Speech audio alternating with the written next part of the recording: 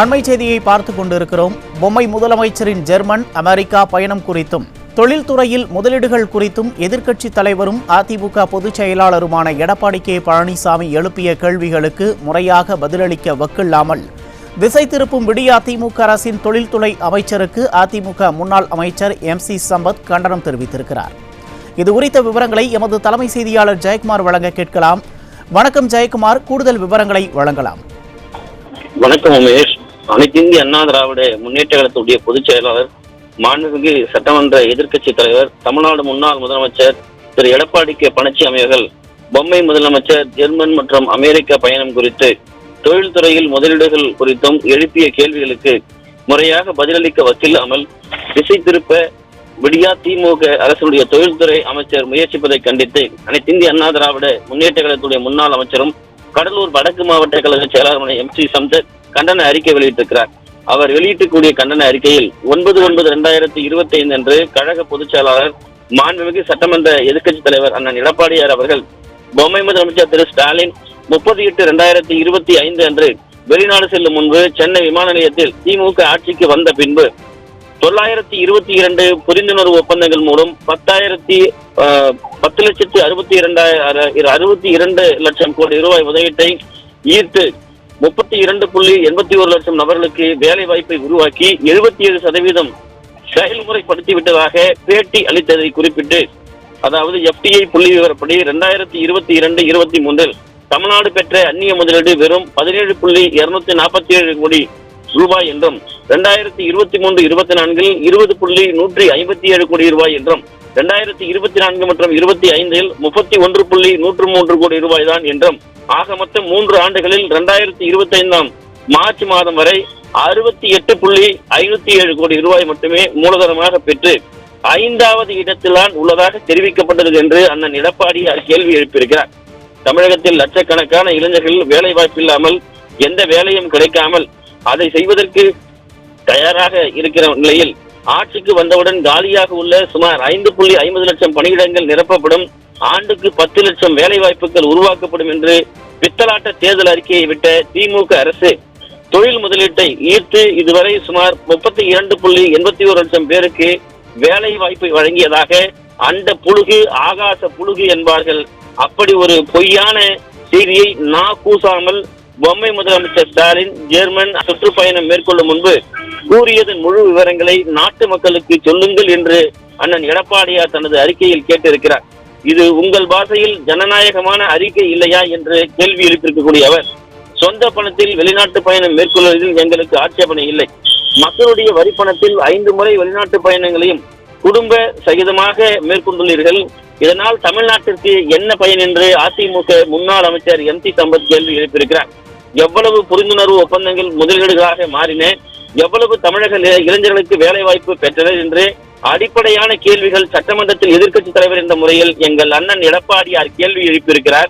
இதற்கு பதிலளிக்க துப்பற்ற, வக்கற்ற, வகையற்ற முதலமைச்சர் MK ஸ்டாலின் தன்னை போலவே எந்த தகுதியும் இல்லாமல் வாரிசு அடிப்படையில் தொழில்துறை மந்திரியாக TRP ராஜாவை வைத்து அடிப்படை நாகரிகம் இல்லாமல் பிதற்றல் அறிக்கை ஒன்றை வெளியிட்டிருக்கிறார் என்று குற்றம் சாட்டியிருக்கிறார். நாங்கள் கேட்பது புரிந்துணர்வு ஒப்பந்தங்கள் வாரியான நிலை. ஆனால் மந்திரி ராஜா மீண்டும் பொதுவான பதிலை அளித்துள்ளார்.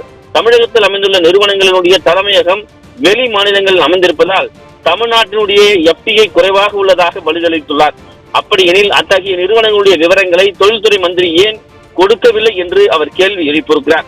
தமிழகத்தினுடைய தொழில் முதலீடுகள் பற்றி நீங்கள் ஏன் எக்ஸ்பெக்டத்தில் வெளியிடுகிறீர்கள்? தைரியமாக தமிழக அரசுடைய தொழில்துறை இணையதளத்திலோ அல்லது தமிழ்நாடு முதலீடு வழிகாட்டி நிறுவனத்துடைய இணையதளத்திலோ வெளிப்படையாக ஏன் வெளியிடுவதில்லை என்று கேள்வி எழுப்பியிருக்கக்கூடிய அவர், அதாவது இதைத்தான் நாங்கள் கேட்கிறோம், அதற்கு மண்டி விளக்கெண்ணெய் போல வழவழ கொழ என்று பதிலளிக்கிறார் தொழில்துறை மந்திரி என்று அவர் குற்றம் சாட்டியிருக்கிறார். FDI புள்ளி விவகாரத்திற்கு உங்களது பதில் வேறுபாடு உள்ளதே என்று கேட்டால் திரும்ப திரும்ப கேட்கிறீர்கள் என்கிறீர்கள். தொழில் முதலீடு குறித்து வெள்ளை அறிக்கை விட வலியுறுத்தி சட்டமன்ற அறிக்கை, பேட்டி, கூட்டம் என்று எத்தனை முறை திரும்ப திரும்ப கேட்டாலும் விடியா திமுக ஃபெயிலர் மாடல் அரசின் முதலமைச்சர் திரு ஸ்டாலினும் உதயநிதியினுடைய நண்பர் என்ற ஒரே தகுதியில் மந்திரி பதவியில் ஒட்டிக் கொண்டுள்ள தொழில்துறை மந்திரி ராஜாவினாலும் ஏன் வெளிப்படையான பதிலை அளிக்க முடியவில்லை என்று அதிமுக முன்னாள் அமைச்சர் MC சம்பத் கேள்வி எழுப்பியிருக்கிறார். அனைத்து இந்திய அண்ணா திராவிட முன்னேற்ற கழகத்துடைய 2011 2021 வரை 10 ஆண்டு கால ஆட்சியை பற்றி மந்திரி திருவாய் மலர்ந்திருக்கிறார். 2011 முதல் 21 வரை தமிழகத்தில் நில அபகரிப்பு இல்லை, காவலர்கள் சுதந்திரமாக கடமையாற்றினார்கள், இதனால் சட்டம் ஒழுங்கு பாதுகாக்கப்பட்டது, குற்றவாளிகள் இரும்பு கரம் கொண்டு அடக்கப்பட்டனர், போதைப் பொருள் விற்பனை நடமாட்டம் கடத்தல் இல்லை, கொள்ளை கட்டுக்குள் இருந்தது, முதியவர்கள் குறிவைத்து தாக்கப்படவில்லை, பெண்களுக்கு எதிரான பாலியல் வன்கொடுமைகள் கூட்டு பாலியல் பலாத்காரங்கள் இல்லை, பெண்கள் பாதுகாப்பாக நடனமாடினர், மணல் கடத்தல், காவலர்களுக்கும் அதிகாரிகளுக்கும் ஆளுங்கட்சி நிர்வாகத்தினால் தாக்குதல்கள் நடைபெறவில்லை, யார் அந்த சார் போன்ற கேள்விகள் எழவில்லை, கமிஷன் கலெக்ஷன் கரப்ஷன் இல்லை. இப்படி எங்கள் 10 ஆண்டு கால ஆட்சியில் சிறப்புகளை அடுக்கிக் கொண்டே போகலாம்.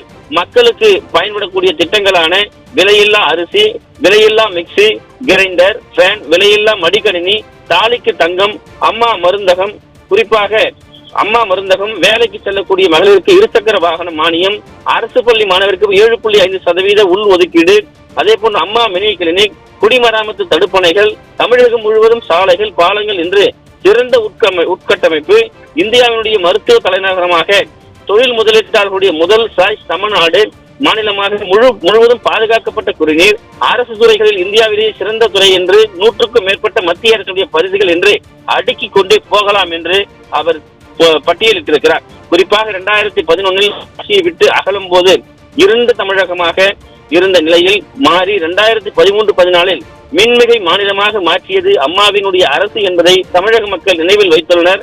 இதை 2026 தமிழ்நாடு சட்டமன்ற தேர்தலில் உங்களுக்கு தமிழக மக்கள் ஆட்சி மாற்றத்தின் மூலமாக தெளிவுபடுத்துவார்கள் என்று அதிமுக முன்னாள் அமைச்சர் MC சம்பத் திமுகவிற்கு தெளிவுபடுத்தியிருக்கிறார். உங்களது சாதனை இந்தியாவிலேயே கடன் வாங்கியதுதான் நம்பர் 1 ஸ்டேட் தமிழ்நாடு தான். அதாவது விசித்திர வாழும் இடத்தில் மானும் மீனும் என்ன செய்யும் என்ற கிரேக்க பழமொழி உண்டு. அதை மெய்ப்பிக்கும் வகையில் விசித்திரம் மட்டுமல்ல விசேஷ ஜந்துக்கள் இன்றைய திமுக ஆட்சியாளர்களாக திகழ்கிறார்கள் என்றும் அமைச்சர் ராஜாவினுடைய நேற்றைய அறிக்கை அவரது அறிவிலித்தனத்தையே காட்டுவதாக அவர் சுட்டிக்காட்டியிருக்கிறார். அனைத்து இந்திய அண்ணா திராவிட முன்னேற்ற கழக ஆட்சியில் போடப்பட்ட ஒப்பந்தங்கள் டெய்லர் மாடல் பித்தலாட்ட திமுக அரசினுடைய கணக்கில் எடுத்துக்கொள்ள வேண்டிய அவசியம் இல்லை என்கிறார்.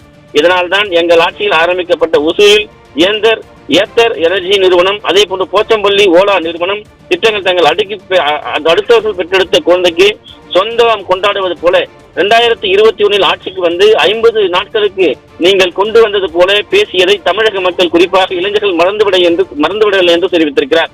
அறியாமையில் சிக்கி தவிப்பதும், அதாவது திக்கி திணறுவதும் விடியா திமுக ஃபெயிலர் மாடல் முதலமைச்சர் ஸ்டாலின் தானே தவிர எங்கள் புரட்சி தமிழர் அல்ல என்று தெரிவித்திருக்கிறார். மற்றவர்கள் எழுதி கொடுத்த துண்டு சீட்டை பார்த்து 3 நிமிடம் கோர்வையாக படிக்க தெரியாத, முன்கூட்டியே வரிசையாக, அதாவது அதை சிரமமாக கொடுக்கப்பட்டு பின் நிருபர்கள் கேட்கக்கூடிய கேள்விகள் வரிசை எண் மாறிவிட்டால் அதை கூட புரிந்து கொள்ளாமல் பதிலை வாசிக்கும் ஒரு நபரை தலைவராக கொண்ட ராஜா தன் பெயரில் பெண் நிறுவனம் எழுதி வெளியிட்ட அறிக்கையை படித்தாரா என்று கூட தெரியவில்லை என்று குற்றம் சாட்டியிருக்கிறார்.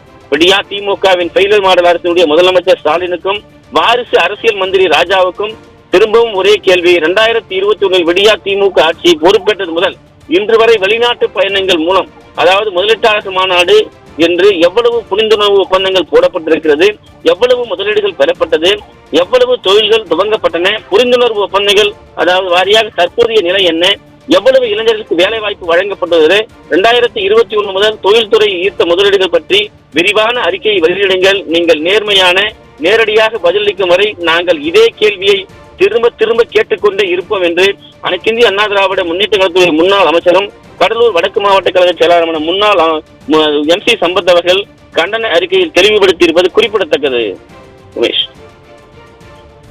விவரங்களுக்கு நன்றி ஜெயக்குமார்.